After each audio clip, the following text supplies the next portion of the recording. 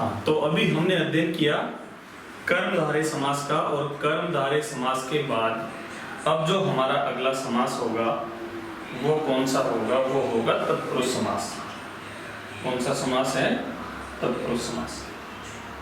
अब जरा ध्यान देना कि तत्पुरुष समास में क्या होता है। पहले तो अपन टॉपिक डाल लेते हैं, कौन सा हमारा तत्पुरुष समास।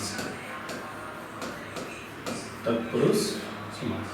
चलो, तत्पुरुष समास में क्या होता है कि तत्पुरुष समास में होता है अपना दूसरा पद प्रधान होता है। कौन सा पद? दूसरा पद प्रधान होता है। यूं कहो कि उत्तर पद प्रधान होता है। अब दूसरा पद कौन सा होता है? समास बनाने के लिए दो पदों की आवश्यकता पड़ती है, पूर्व पद और उत्तर पद, यानी कि पहला पद और दूसरा पद। तो जिसमें दूसरा पद प्रधान हो, उदाहरण के तौर पे एक शब्द से आप समझने का प्रयास करें, जैसे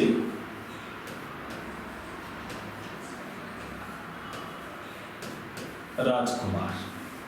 कौन सा शब्द है? राजकुमार। एक लिख दूं मैं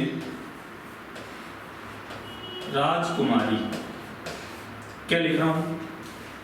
देखो, राजकुमार लिख दिया और राजकुमारी लिख दिया। अब यहां मैं आपको यह बताना चाहता हूं कि दूसरा पद प्रधान कैसे होता है। जहां क्रिया अनुसरण करे बाद वाले पद का, तो वहां समास होता है हमारा तत्पुरुष समास।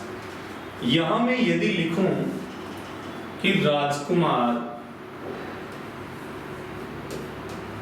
खेल रहा है, राजकुमार खेल रहा है, यदि यही बात मैं राजकुमारी के लिए लिखूंगा तो मैं क्या लिखूंगा? राजकुमारी खेल रही हैं, राजकुमारी खेल रही है। गौर करने वाली बात यह है कि राज दोनों जगह एक ही था, लेकिन कुमार और कुमारी ये अलग अलग हो गया, तो यहां भी रहा है और रही है आया है। यानी कि यहाँ जो क्रिया ने अनुसरण किया वो राज शब्द का नहीं किया, वो किसका किया? पीछे वाले पद का। ये देखो पीछे वाला, राजकुमार है तो खेल रहा है, पुल्लिंग हो गया। राजकुमारी है तो खेल रही है, स्त्रीलिंग हो गया। यानी कि यहाँ राज के हिसाब से क्रिया न आकर कुमारी और कुमार के हिसाब से आई, यानी कि जिसमें दूसरा पद प्रधान हो। अब यहाँ इसमें दूसरा पद प्रधान है, किसमें? राजकुमार में भी और राजकुमारी में। तो अब इसी माध्यम से हम आगे समझे शब्दों को कैसे। जरा अब देखते हैं इसके भेद। किसके? तत्पुरुष समास के भेद। तत्पुरुष समास के कितने भेद होते हैं? तो तत्पुरुष समास के होते हैं हमारे 7 भेद। कितने भेद होते हैं? 7 भेद होते हैं। और 7 भेद कौन कौन से हैं, जरा उन पे मैं चर्चा करता हूं। तत्पुरुष समास के भेद, ये लो भेद कितने होते हैं? 7 होते हैं। कौन कौन से? अलुक तत्पुरुष। कौन सा तत्पुरुष? अलुक तत्पुरुष। और कौन सा? नए तत्पुरुष। और कौन सा होता है? उपपद तत्पुरुष। उपपद तत्पुरुष। और कौन सा होता है? मध्य पदलोपी। मध्य पदलोपी तत्पुरुष। और कौन सा? कर्मधारय। कर्मधारय। और कौन सा हो गया? देखो कितने हुए? अलुक हो गया, नए हो गया, उपपद हो गया, मध्य पदलोपी हो गया, कर्मधारय हो गया,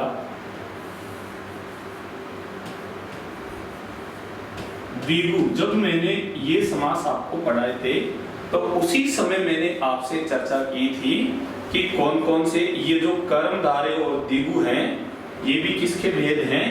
तत्पुरुष समास के। और तत्पुरुष समास का अगला जो भेद है वो कौन सा है? लुप्त कारक चिन्ह। लुप्त कारक चिन्ह। ये 7 भेद हो गए हमारे किसके? तत्पुरुष समास के। कौन कौन सा? द्विगु, क्रम कोई सा भी हो, अलुक ने उपपद मध्य पद लोपी कर्मधारय और लुप्त कारक चिन्ह। 7 भेद हो गए। कितने भेद होते हैं? ये 7 भेद होते हैं इसके। कितने होते हैं? 7 भेद होते हैं। चलो अब एक एक करके इन सभी के बारे में अध्ययन तो करेंगे ही सही, लेकिन उससे पहले मैं एक बात आपको बता दूं कि द्विगु समास का अध्ययन हम कर चुके और कर्मधारय समास का अध्ययन भी हम कर चुके। तो अब कितने समास यानी कि कितने भेदों का अध्ययन करना बाकी है? अलुक, ने, उपपद, मध्य पद लोपी और लुप्त कारक चिन्ह, तो इनका अध्ययन करेंगे हम एक एक करके। चलो ध्यान से देखना। सबसे पहले ये भेद आप इसके लिख सकते हो, तत्पुरुष समास के भेद। अब तत्पुरुष समास के भेदों में सबसे पहले बात करते हैं हम किसकी? लुप्त कारक चिन्ह। लुप्त कारक चिन्ह। हालांकि क्रम आवश्यक नहीं है कि यही हो, लेकिन फिर भी इससे आपके ये पूरी बात अच्छे से समझ में आ जाएगी। लुप्त कारक चिन्ह पहला भेद अपन इसका ले रहे हैं किसका? तत्पुरुष समास का। और लुप्त कारक चिन्ह में क्या होता है? कारक चिन्हों का या विभक्ति चिन्हों का लोप होता है। तो कारक चिन्ह कौन कौन से होते हैं हमारे? आपने बचपन में पढ़ा होगा, कर्ता ने कर्म को वही कारण से, संप्रदान के लिए अपादान से, अलग होने के अर्थ में, संबंध काके की, रारेरी, अधिकरण में पर, संबोधन,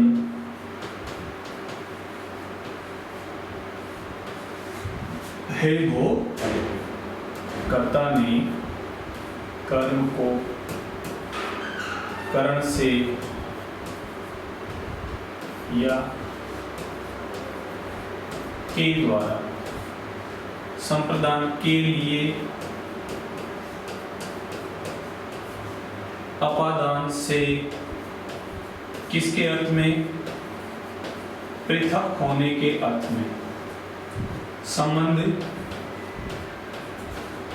का के की, और अधिकरण में पर। और क्या है? संबोधन है, हे, वो, अरे। ये मैं आपको बता रहा हूं कारक चिन्ह जो बचपन में हमने पढ़े थे। और कारक चिन्हों में जो हम काम में लेने वाले हैं यहाँ किसमें? तत्पुरुष समास में सिर्फ हम इनका प्रयोग करेंगे। कर्म, करण, संप्रदान, अपादान, संबंध और अधिकरण। यहाँ हमारे संबोधन का काम नहीं आता और कर्ता का भी काम नहीं आता। किसमें? हमारे लुप्त कारक चिन्ह में। और तत्पुरुष समास का हम भेद पढ़ रहे हैं कौन सा? लुप्त कारक चिन्ह। अब उदाहरणों के माध्यम से देखते हैं। ये विभक्ति चिन्हों का लोप जहां हो जाएगा वहां होगा लुप्त कारक चिन्ह।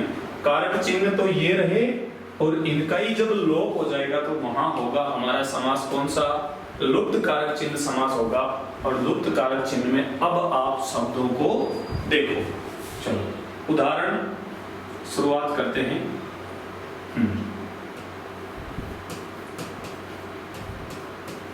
हस्तगत। क्या लिख रहा हूं मैं? हस्तगत। कोशिश करें आप लोग मेरे साथ बनाते हुए चलें इन शब्दों को, और फिर मैं आपको सही बताऊंगा इसे कि कौन सा सही है कौन सा गलत है। अगला शब्द है आपका मरणातुर, और लिख रहा हूं मैं तर्क संगत, और लिखता हूं मैं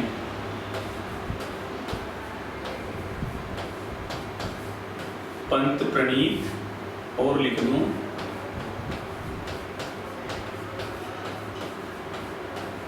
तुलसीकृत, और क्या लिख दूं मैं,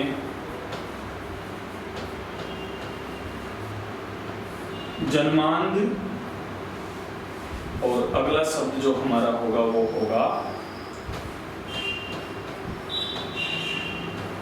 राष्ट्रपति। देखो शब्दों को। अब देखते हैं इनका हम विग्रह, क्या क्या विग्रह होगा किस शब्द में और कौन सा कारक चिन्ह गए। हस्तगत, इसका विग्रह जो होगा हमारा वो होगा हस्त को गत। अब हस्त को गत, ये देखो को किसमें आया था, कर्ता ने कर्म को, तो यहां जो हमारा होगा वो होगा कर्म तत्पुरुष, कर्म तत्पुरुष। अगला मरणातुर, अगला शब्द कौन सा है अपना, मरणातुर है। और मरणातुर का क्या होगा, मरण को आतुर, यानी जो मरने के लिए ही तैयार हो, मरण को आतुर, जो मरना चाहे, मरण को आतुर। तो यहां भी कौन सा होगा हमारा, कर्म।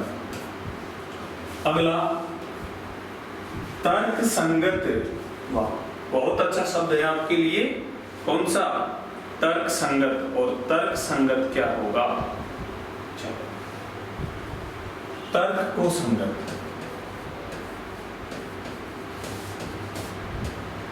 को संगत, तो यहां भी कौन सा हो जाएगा हमारा, कर्म। यही होगा पंत प्रणीत।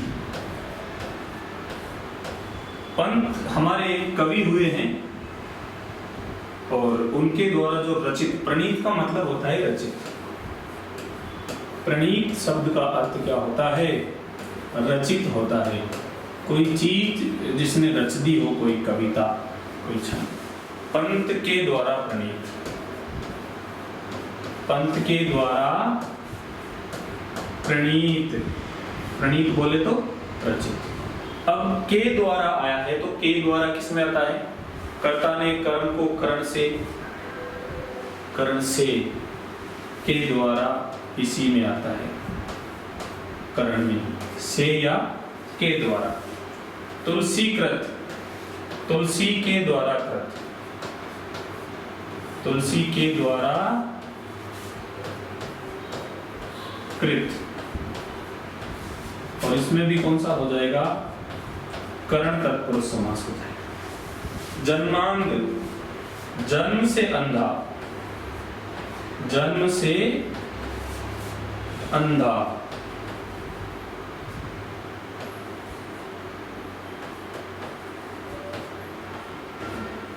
जन्म से अंधा में क्या होगा, जन्म से अंधा में होगा अपादान तत्पुरुष। जन्म से ये अलग होने के अर्थ में होता है। रोग से ग्रस्त जब आता है तो वहां होता है हमारा अपादान, अपादान तत्पुरुष। राष्ट्रपति, ये क्या हो जाएगा, राष्ट्र का पति। पति का मतलब हस्बैंड से ही नहीं होता हमेशा, पति का मतलब होता है किससे होता है, स्वामी से होता है। कौन सा, संबंध, अरे बोलो भाई, संबंधी होगा। चलो देखो, हस्तगत हो गया, मरणातुर, तर्क संगत, पंत प्रणीत, तुलसीकृत, जन्मांध, राष्ट्रपति, और ये हो गया इनका विग्रह। हस्त को गत, मरण को आतुर, तर्क को संगत, पंत के द्वारा प्रणीत, तुलसी के द्वारा कृत, जन्म से अंधा, और राष्ट्र का पति।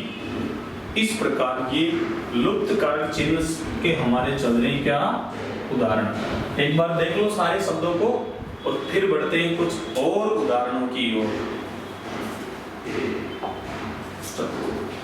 आगे और उदाहरण देखें।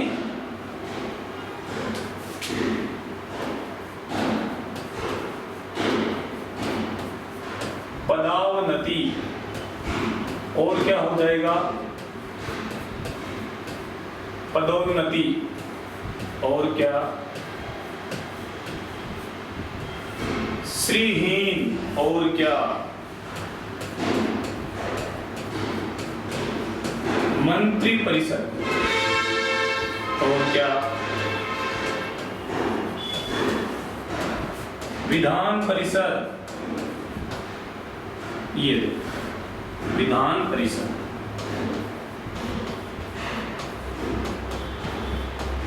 काकबली,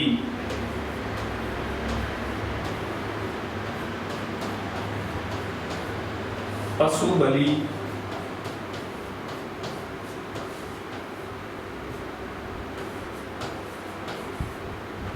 बलि पशु। जरा ध्यान दो, शब्द लिखे मैंने आपके सामने, पदावनति, पदोन्नति, श्रीहीन, मंत्री परिषद, विधान परिषद, काक बलि, पशु बलि और बलि पशु। सारे बहुत महत्वपूर्ण शब्द हैं परीक्षा की दृष्टि से, आपके अध्ययन की दृष्टि से भी। तो इनका विग्रह किस प्रकार होगा आप जरा करते चले मेरे साथ साथ।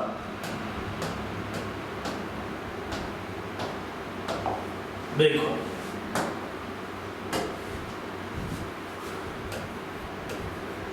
पद से अवनति। अवनति का मतलब होती है गिरावट, नीचे आना। पद से यानी कि आप किसी ऊंचे पद पर बैठे हुए हो और उससे नीचे पद पे आप आ जाओ। होता है कई सारे लोग कहीं कारणों से अपने पद से अवनत हो जाते हैं और वो नीचे आ जाते हैं। तो पद से अवनति होगी और यहाँ जो हमारा समास होगा वो होगा अपादान तत्पुरुष। अलग होने के अर्थ में, पद से छूट रहे हो आप तो वहां अलग होने के अर्थ में कौन सा समास होगा? अपादान। पदोन्नति, पद से उन्नति। अब यहां भी आप पद छोड़ के आगे बढ़ रहे हो, पद से उन्नति हो रही है आपकी, तो यहां भी क्या होगा आपका अपादान तत्पुरुष। कौन सा? अपादान तत्पुरुष। यहां भी अपादान ही होगा। चलो एक बार मैं सबका विग्रह कर देता हूं, उसके बाद फिर आप बताना अभी कि किसमें क्या क्या होगा। देखता हूं मैं। चलो, श्री से हीन। श्री का मतलब होता है लक्ष्मी। लक्ष्मी बोले तो धन, पैसा, और जो बिना पैसे के कोई हो जाए गरीब आदमी वो होता है श्रीहीन। मंत्री परिषद, ये शब्द बड़ा महत्वपूर्ण है, इस पे आप सितारा लगाएं। मंत्रियों की परिषद, मंत्रियों की परिषद। और अगला शब्द है विधान परिषद, तो यहां आएगा आपके लिए शब्द विधान के लिए परिषद। विधान के लिए परिषद। विधान का मतलब होता है कानून, यानी कि कानून बनाने के लिए जो परिषद होती है वो होती है हमारी विधान परिषद। काक बलि, पशु बलि और बलि पशु, इन तीनों शब्दों की चर्चा करें तो आपके मन में क्या आ रहा है? काक की बलि, पशु बलि और बलि पशु, तो यहाँ उल्टा सीधा हो रहा है मामला। काक के लिए बलि, ना कि काक की बलि। कौवे की बलि कौन देता है? काक के लिए बलि। ये पशु बलि। अब यहां शब्द पशु के लिए बलि नहीं, पशु की बलि। पशु की बलि। और अगला क्या होगा? बलि के लिए पशु। बलि के लिए पशु दे देते हैं लोग, पशुओं की बलि। हालांकि मैं इसका समर्थन नहीं करता, नहीं देना चाहिए, उनमें भी जीव है। श्रीहीन, श्री से हीन। अब यहाँ कौन सा होगा? मैंने आपसे अभी पूछा था कि आप जल्दी से इनके बारे में लिखो, पीछे देख रहा हूं मैं कि आप क्या क्या लिख रहे हो। चलो बहुत बढ़िया, देखते हैं। श्री से हीन, यहां भी होगा हमारा कौन सा? अपादान ही होगा। कौन सा होगा? अपादान। ये अपादान, अलग हो रहा है, रहित हो रहा है, बिना लक्ष्मी के, श्रीहीन। मंत्रियों की परिषद, संबंध बता रहा है, मंत्रियों की परिषद, तो यहां संबंध हो जाएगा। विधान के लिए परिषद, संप्रदान के लिए जब आता है तो वहां कौन सा होता है, संप्रदान। काक के लिए बलि, तो यहां भी संप्रदान तत्पुरुष। अगला पशु की बलि, काके की, संबंध में आता है, संबंध तत्पुरुष। और अगला बलि के लिए पशु, तो यहां फिर अपना कौन सा आ जाएगा, संप्रदान, संप्रदान तत्पुरुष। देखो देखो इन शब्दों को क्या क्या लिखा, पदावनति, पदोन्नति, श्रीहीन, मंत्री परिषद और विधान परिषद में मैंने स्टार लगाया, काक बलि, पशु बलि और बलि पशु। जल्दी से देखो इनको, और क्या क्या बना ये भी आप लोग समझ गए होंगे। कुछ और उदाहरणों के बारे में चर्चा इसके करते हैं। चलो देखो,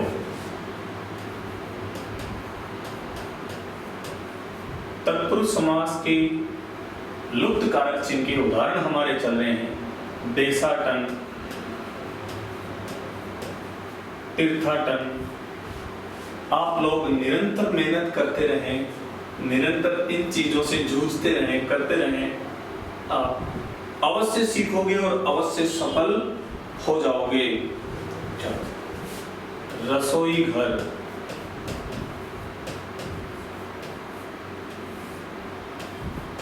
पाठशाला, पाठशाला। और क्या होगा, और होगा हमारा कन्यादान,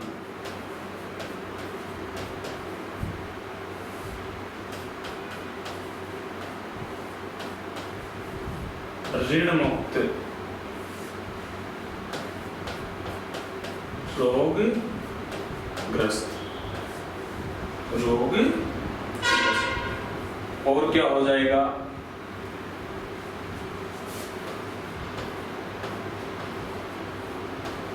पदच्युत, पदच्युत। और क्या होगा हमारा,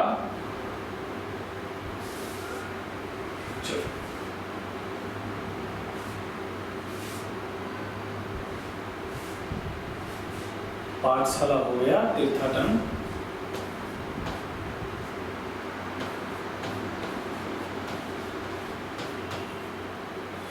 राजपुत्र। देखो देशाटन का विग्रह क्या होगा, तो पहले तो इन शब्दों को देख लो आप और जल्दी से इनका विग्रह करके मुझे बताओ। मैं देख रहा हूं, करो आप जल्दी, जल्दी से करो, देख रहा हूं मैं आपके कमेंट। बहुत बढ़िया,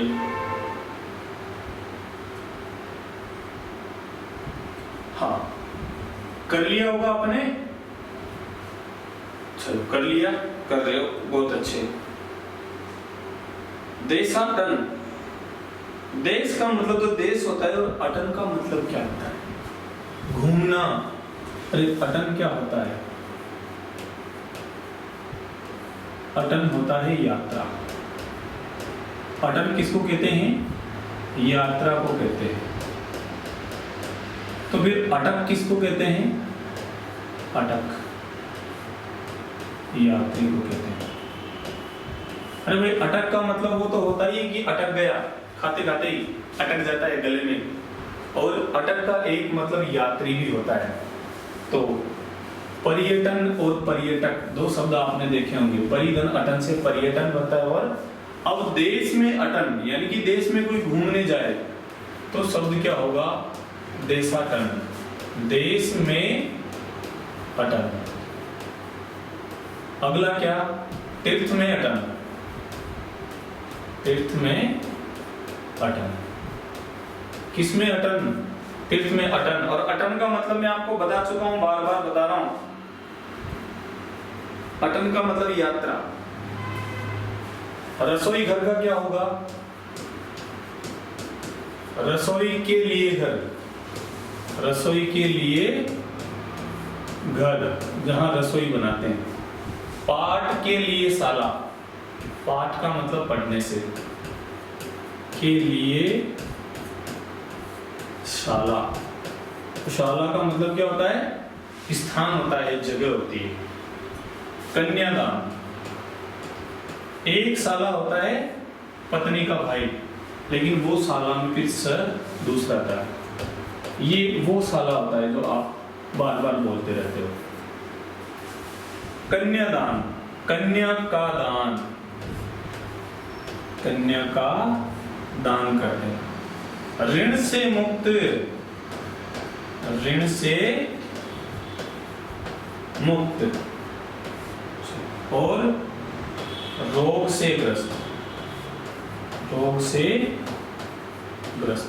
मैं इनका सबका एक साथ बताऊंगा पीछे कि ये कौन सा भाग है। पदच्युत, पद से च्युत। च्युत का मतलब होता है अलग करना। च्युत का मतलब क्या होता है? अलग कर देना, हटा देना। और जिसको पद से नहीं हटाया जा सके उसको कहते हैं अच्युत। उसको क्या बोलते हैं? अच्युत। और अच्युत होता है जिसे अपने पद से हटाया न जा सके, पद से हटाया न जा सके। और अपने पद से किसको नहीं हटाया जा सकता? भगवान को नहीं हटाया जा सकता अपने पद से। तो अच्युत बोलते हैं भगवान को, भगवान हरि को, भगवान नारायण को बोलते हैं क्या? अच्युतम केशवम कृष्ण दामोदरम। सुना ही होगा आपने, अच्युतम केशवम कृष्ण दामोदरम जानकी वल्लभम राम नारायणम। तो ये अच्युत और अच्युत बोलते हैं भगवान को, यानी कि ये च्युत का मतलब अलग करना, च्युत का मतलब हटाना। और जिसको पद से हटा दिया जाता है उसे बोलते हैं पदच्युत। राजपुत्र का क्या होगा? राजा का पुत्र, राजा का पुत्र। अब देखते हैं कि इनमें कौन कौन सा है तत्पुरुष का भेद। तो यहां कौन सा कारक? देश में अटन, अधिकरण, अधिकरण में होता है मैं पर, अधिकरण। चलो, और क्या? तीर्थ में अटन, यहां भी कौन सा होगा? अधिकरण ही होगा। अगला, के लिए संप्रदान, और अगला पाठ के लिए, यहां भी संप्रदान। चलो अगला देखते हैं, कन्या का दान, संबंध, संबंध में आता है काके की। ऋण से मुक्त, अपादान, अलग हो रहा है, अपादान। रोग से ग्रस्त, रोग के साथ तो अपादान ही आता है। और पदच्युत, यहां भी अपादान। सारे शब्द बड़े सावधानी से आप लोग करें। और ये आपका संबंध तत्पुरुष। मुझे उम्मीद है कि ये सारी बातें आपको समझ में आई होंगी। क्या क्या जो चीजें मैंने आपको बगल में बताई वो भी बहुत महत्वपूर्ण हैं और उनको भी आप ध्यान में रखें। ठीक है, चलो अब बढ़ते हैं आगे।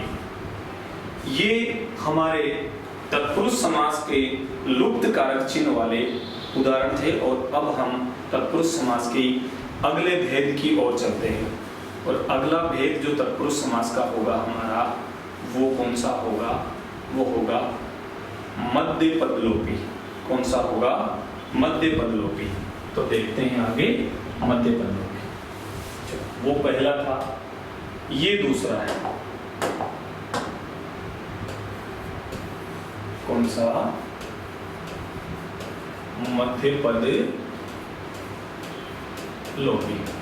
अब इसमें क्या होगा? जैसा कि ये शब्द ही खुद अपना अर्थ ले जाए, मध्य का पद ही जहां लोप हो जाए, जहां कारक विभक्ति चिन्हों को छोड़ के पूरी की पूरी लाइन ही गायब हो जाए बीच वाली, वहां होगा मध्य पद लोपी। यानी कि पूरा का पूरा पद जहां से गायब हो जाएगा, जहां से हट जाएगा, तो वहां समास होगा हमारा तत्पुरुष समास का भाग होगा मध्य पद लोपी तत्पुरुष समास, मध्य पद लोपी तत्पुरुष समास। तो देखते हैं इसके उदाहरण, किसके? मध्य पद लोपी के। चलो देखो, रेलगाड़ी सबसे पहले, आगे पकौड़ी और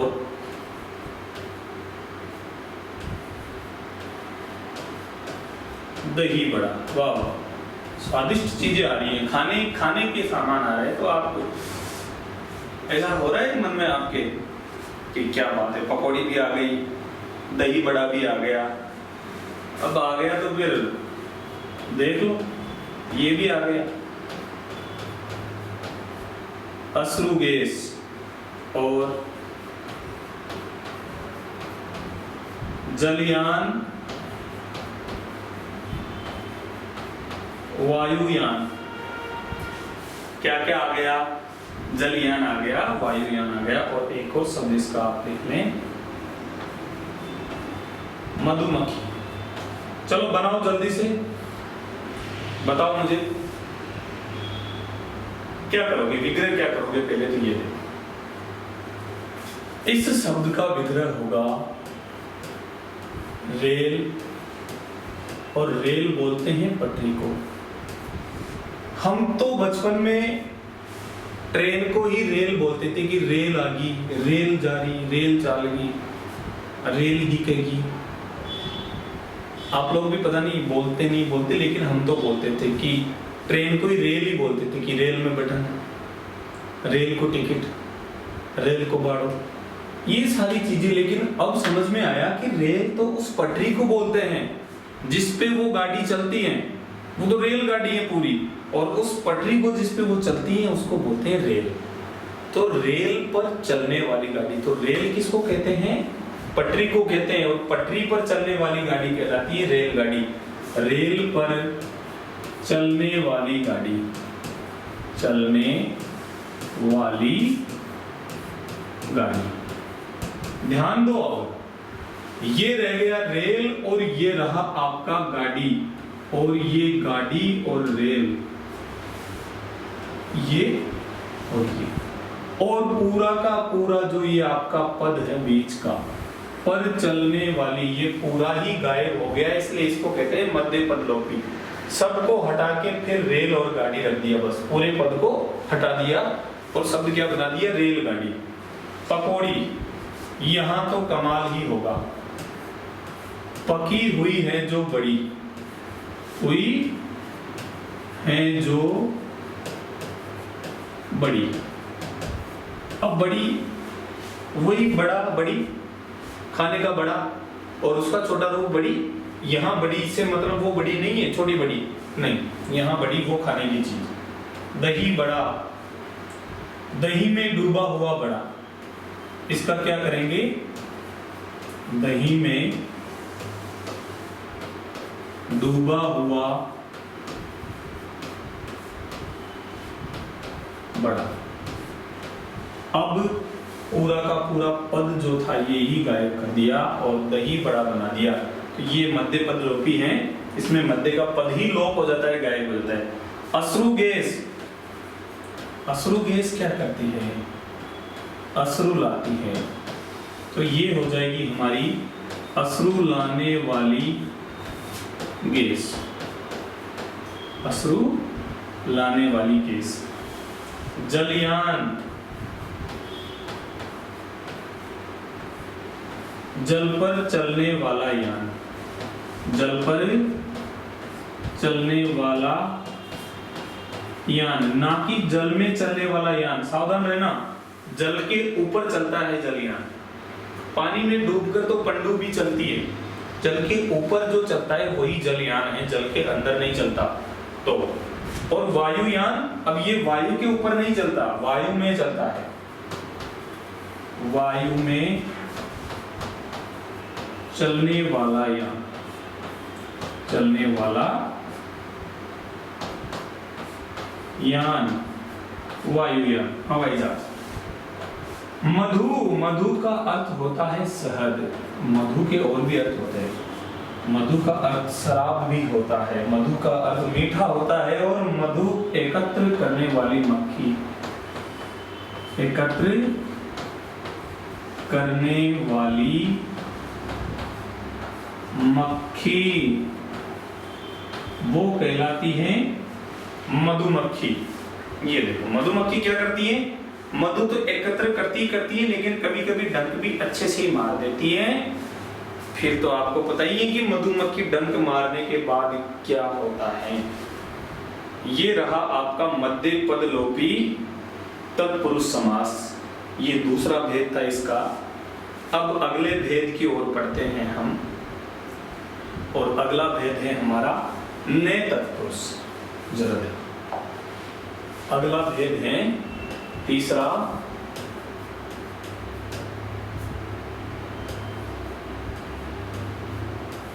ने तत्पुरुष।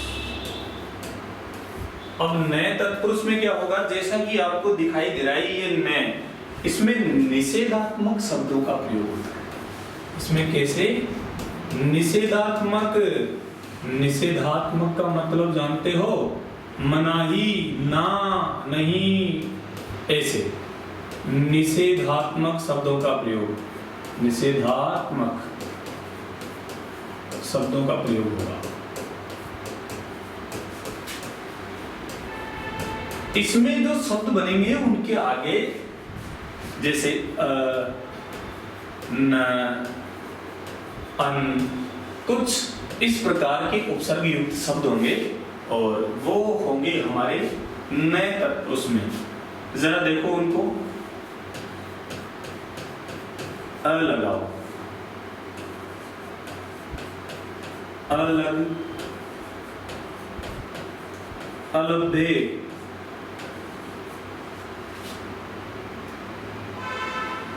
और क्या होगा, अभाव, क्या हो जाएगा, अभाव हो जाएगा। अधीर, अनेक,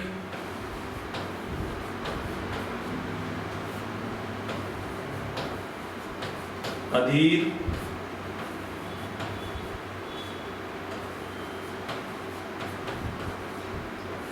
अनेक,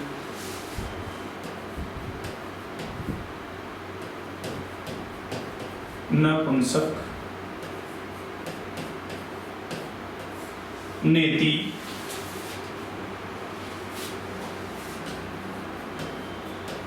अनंत, अनेक। चलो देखो इन्हीं शब्दों से देखते हैं, समझने की कोशिश करते हैं कि नए तत्पुरुष क्या होता है। देखो सारे शब्द जो हैं ये इनके आगे, कोई के आगे अ लगा हुआ है, किसी के आगे अन लगा हुआ है, किसी के आगे न लगा हुआ है, तो ये अर्थ को उल्टा कर रहे हैं, वहां निषेधात्मक कर रहे हैं। अलग, लगाओ, अलगाओ, लगाओ का मतलब जुड़ाओ, और अलगाओ का मतलब जहां जुड़ाव ही नहीं हो, उल्टा कर दिया, निषेध कर दिया। इसका विग्रह जो होगा वो इस प्रकार होगा, न लगाओ, बस हो गया विग्रह, न लगाओ। अलग किस प्रकार होगा, न लग, न लग, न लभ्य। लभ्य का मतलब क्या होता है, लभ्य का मतलब होता है जो प्राप्त किया जा सके, और जो प्राप्त ही न किया जा सके वो होता है अलभ्य। न भाव, न भाव, अभाव भाव। न धीर, न धीर, धीर का मतलब धैर्य, इसलिए धीर में ज लगाने से धीरज बन जाता है। न एक, गौर से देखो अन में एक जुड़ा हुआ है, अन, ये अन है, इसके आगे एक में अन लगा हुआ है, न एक। न पुंसक, न पुंसक, पुंसक का मतलब होता है पुरुषत्व, मर्दाना ताकत, और जिसमें मर्द होने का भाव ही नहीं हो वो होता है नपुंसक। आप जानते हो किसको बोलते हैं।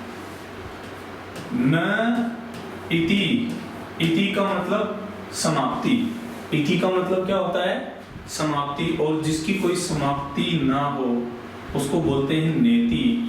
और शब्द बहुत महत्वपूर्ण है नेति, और नेति में नए तत्पुरुष होने के साथ साथ बहुव्रीहि समास भी मान लिया जाता है। कौन सा?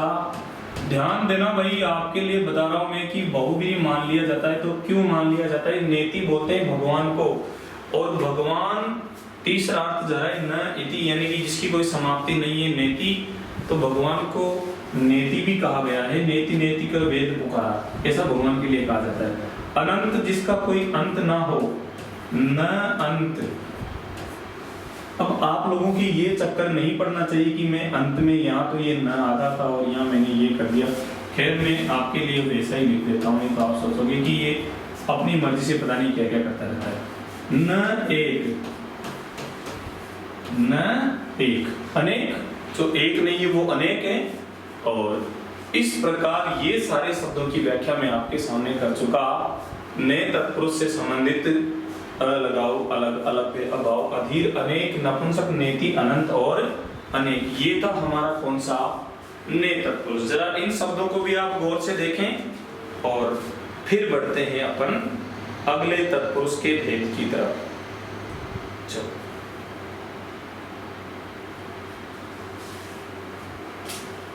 देखिए, अगला तत्पुरुष का हमारा जो भेद है वो है उपपद तत्पुरुष। कौन सा होगा? चौथा, उपपद। उपपद तत्पुरुष समास, तत्पुरुष समास। इसमें क्या होता है? इसमें कुछ शब्दांश होते हैं, कुछ शब्द होते हैं जो शब्दों के पीछे जुड़ जाते हैं, और उन शब्दों की उपस्थिति के कारण जो समास हमारा सामने आता है वो कहलाता है उपपद तत्पुरुष। शब्द कौन कौन से? जैसे कि कर है, कार है, ज है, जा है, द है, दा है, जे है, स्थिर, दाई, दायक, इस प्रकार के कुछ शब्द हैं। और ये शब्द जहां शब्दों के अंत में जुड़ जाते हैं तो एक पर है, वहां कहते हैं उपपद तत्पुरुष समास होता है। दूसरी काम की बात यह कि जहां उपपद तत्पुरुष से शब्द बनेंगे वो शब्द हमारे बहुव्रीहि समास के उदाहरण भी होंगे।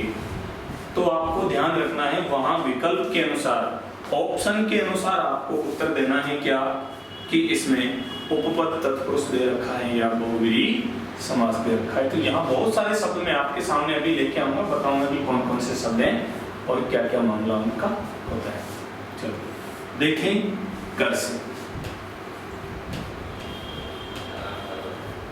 भास्कर, भा लगा, भा में कर लगाने से शब्द बना हमारा भास्कर। और भास्कर, भा का मतलब प्रकाश होता है, कर का मतलब करने वाला, और भास्कर का मतलब होता है भगवान सूर्य का पर्यायवाची है भास्कर। तो भास्कर, अब यहाँ कर लगा हुआ है तो हमारा उपपद तत्पुरुष समास में तो ये होगा ही होगा, लेकिन भा का मतलब प्रकाश, कर का मतलब करने वाला, और दोनों की बात से तीसरा अर्थ जा रहा है, सूर्य को बोलते हैं। तो तीसरा अर्थ जाने के कारण ये बहुव्रीहि समास का उदाहरण भी साथ में ही होगा। और किसका होगा? उपपद। भा का मतलब प्रकाश,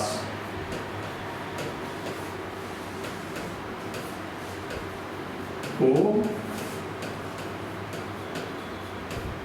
करने वाला, प्रकाश को करने वाला। तो यहां लगा रहा हूं मैं इस शब्द पे स्टार की, ये बहुव्रीहि समास में भी जाएगा। कौन सा? भास्कर। चलो अगला स्वर्णकार। अब स्वर्णकार क्या होता है? सोने चांदी का काम करने वाला, आभूषण बनाने वाला होता है स्वर्णकार। स्वर्ण का कार्य करने वाला एक जाति विशेष भी होती है स्वर्णकार। और क्या हो जाएगा? जलज हो जाएगा, और आत्मज, आत्मजा, और धनद। चलो इनको देख लेते हैं, फिर कुछ और उदाहरण आपके सामने में लाता हूं। जलज का मतलब होता है जल में जन्म लेने वाला, जल में जन्म लेने वाला। अब ये हमारा उपपद का तो उदाहरण है ही सही, साथ में जल में जन्म लेने वाले से संबंधित शब्द जब आता है तो हम बात करते हैं सीधे किसकी, कमल की बात करते हैं। किसकी करते हैं, कमल की बात करते हैं। चलो जल में जन्म लेने वाला। अगला देखो आत्मज। आत्म का मतलब स्वयं, आत्म का मतलब क्या होता है, खुद स्वयं से ही जन्म लेने वाला।